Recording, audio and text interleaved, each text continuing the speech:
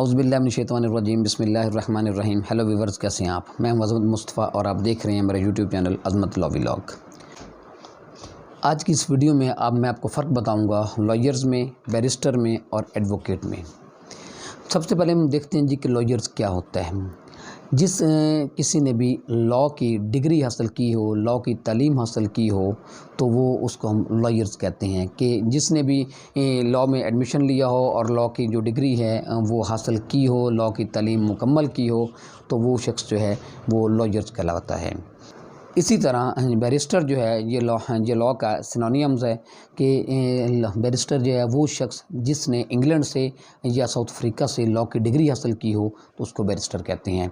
इन दोनों में सिर्फ यही है कि जिसने लॉ की डिग्री हासिल की हो, यानी कि लॉयर्स जो हैं वो जो इंग्लैंड और साउथ अफ्रीका के अलावा जिसने लॉ की डिग्री हासिल की हो, लॉ की तालीम हासिल की हो, उसको लॉयर्स कहते हैं। और जिसने अपने इंग्लैंड से या साउथ अफ्रीका से लॉ की डिग्री हासिल की हो तो उसको बैरिस्टर कहते हैं। इन दोनों में सिर्फ है एक ही चीज़ का दो में नाम है, सिर्फ फ़र्क इतना है कि जो बैरिस्टर होता है वो उसने इंग्लैंड से या साउथ अफ्रीका से डिग्री हासिल की होती है और लॉयर्स ने इनके अलावा लॉ की डिग्री हासिल की होती है।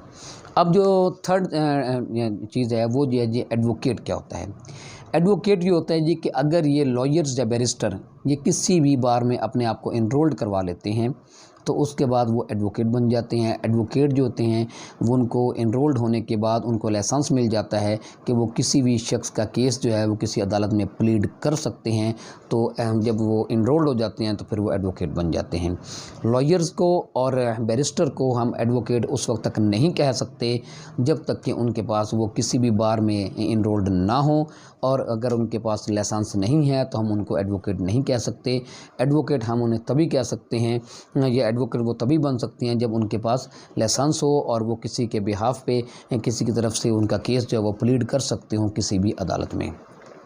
तो ये था जी फ़र्क एडवोकेट में, बैरिस्टर में और लॉयर्स में, जो कि मैंने आपका सम रखा। यहाँ से एडवोकेट के वाले से मैं थोड़ी सी वजाहत करता चलूँ।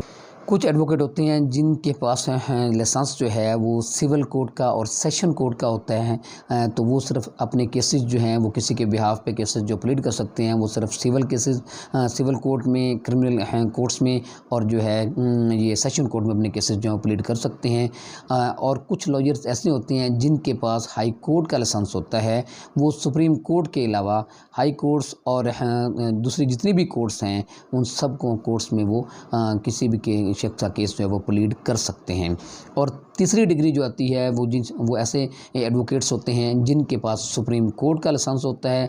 तो वो सुप्रीम कोर्ट में, हाई कोर्ट में और दूसरी जितनी भी लोअर कोर्ट्स हैं उन सब में जो है वो किसी भी केस को वो प्लीड कर सकते हैं।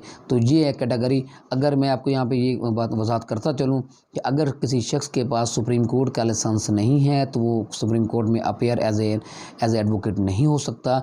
और इसी तरह अगर किसी शख्स के पास हाई कोर्ट का लाइसेंस नहीं है तो वो हाई कोर्ट में एज एन एडवोकेट जो है वो अपीयर नहीं हो सकता, वो कोई भी केस जो है वो प्लीड नहीं कर सकता। तो इसी तरह अगर किसी शख्स के पास लाइसेंस ही नहीं है, जैसे मैंने सबसे पहले आपको बताया कि अगर किसी के पास लाइसेंस नहीं है वो लॉयर या बैरिस्टर तो हो सकता है, वो एडवोकेट नहीं हो सकता। तो ये था जी आज का टॉपिक हमारा लॉयर्स, बैरिस्टर और एडवोकेट के फ़र्क के हवाले से। मैं उम्मीद करता हूँ कि इस हवाले से आपको कुछ ना कुछ आगाही हासिल होगी। तो इसके साथ मुझे इजाज़त दीजिए। अल्लाह हाफिज़।